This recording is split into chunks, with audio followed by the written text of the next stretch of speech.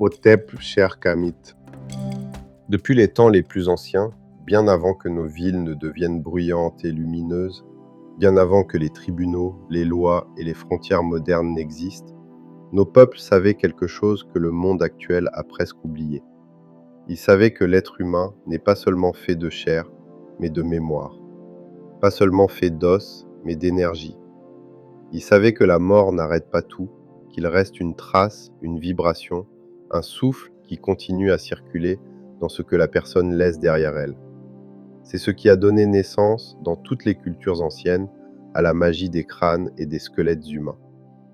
Il faut comprendre cela avec respect et intelligence, sans jugement, sans fantasme, sans sensationnalisme. Dans l'Afrique ancienne, dans l'Amérique précolombienne, dans les tribus de Mélanésie, chez les peuples spirituels d'Asie, les crânes n'étaient pas des objets macabres. C'étaient des reliques de pouvoir, des réservoirs de mémoire et de vibration.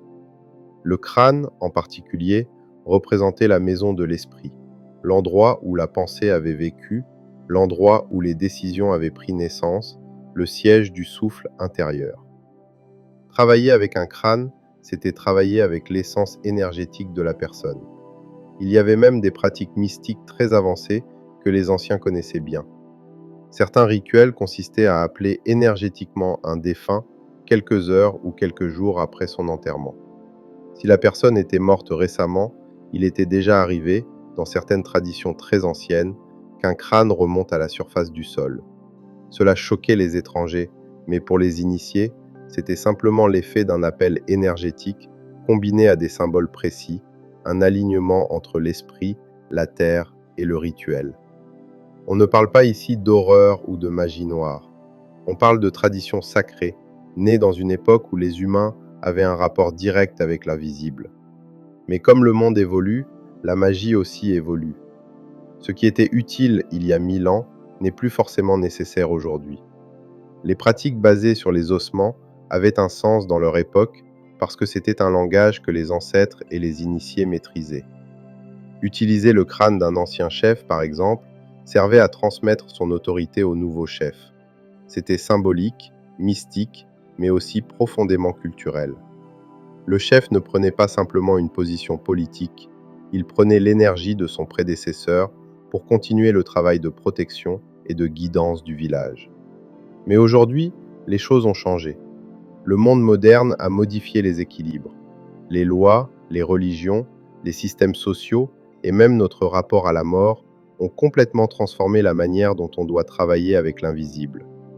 Les esprits ne fonctionnent plus comme avant, les humains n'ont plus la même vibration, et la planète elle-même a changé d'air énergétique. Continuer certaines pratiques anciennes sans adaptation peut provoquer plus de désordre que d'harmonie. C'est là que le problème commence. À cause du braconnage spirituel moderne, à cause des pilleurs de tombes qui veulent gagner de l'argent rapidement, certains os humains se retrouvent sur le marché noir. Ils ne sont plus des symboles sacrés, ils deviennent des marchandises. Des sorciers peu scrupuleux les achètent, les broient, les vendent sous forme de poudre, comme si la magie pouvait être mise en sachet, comme si l'énergie pouvait être commercialisée. Cela détruit l'équilibre spirituel et l'intégrité des traditions.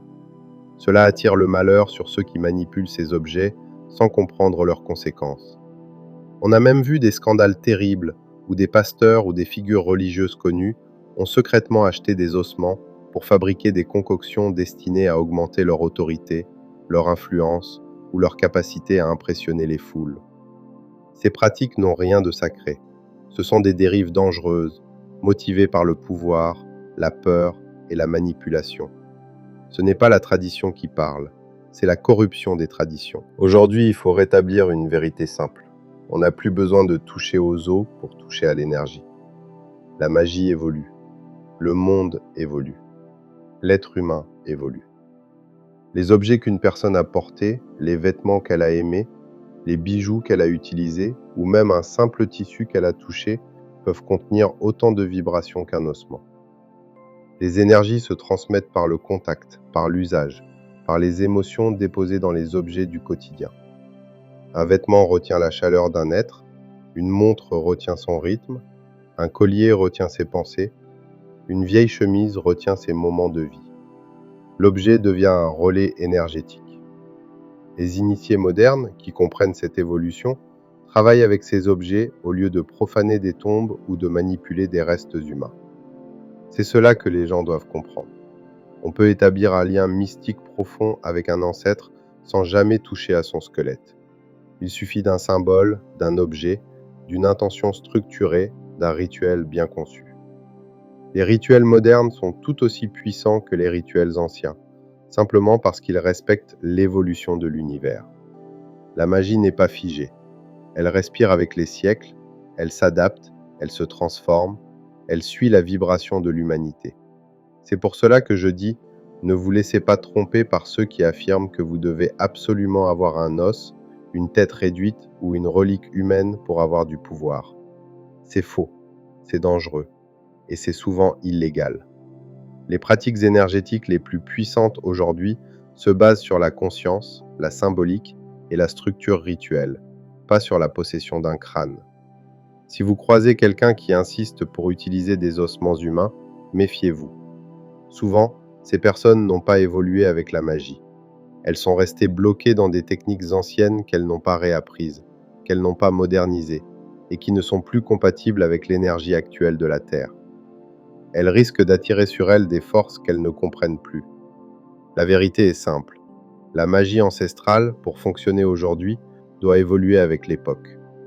Rien ne t'empêche d'honorer tes ancêtres, de te connecter à leurs forces, de réveiller leur mémoire en toi. Mais cela doit se faire avec respect, conscience, intelligence et surtout avec des méthodes adaptées au monde dans lequel nous vivons. On ne vole pas un crâne pour obtenir l'énergie d'un défunt. On se connecte à lui par la mémoire, la vibration, la parole, les objets qui lui appartenaient, la symbolique et la discipline intérieure. La magie n'a jamais eu besoin de violer la dignité des morts pour fonctionner. Ce sont les humains qui, parfois, s'égarent dans la quête du pouvoir.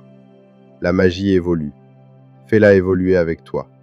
Et n'encourage jamais ceux qui transforment les traditions sacrées en commerce, en trafic ou en spectacle. Connais ta culture, honore-la et apprends à travailler avec ce qui est juste, ce qui est propre, ce qui est équilibré. C'est ainsi que la magie ancienne survit, sans être déformée, et qu'elle continue à guider ceux qui cherchent vraiment la lumière.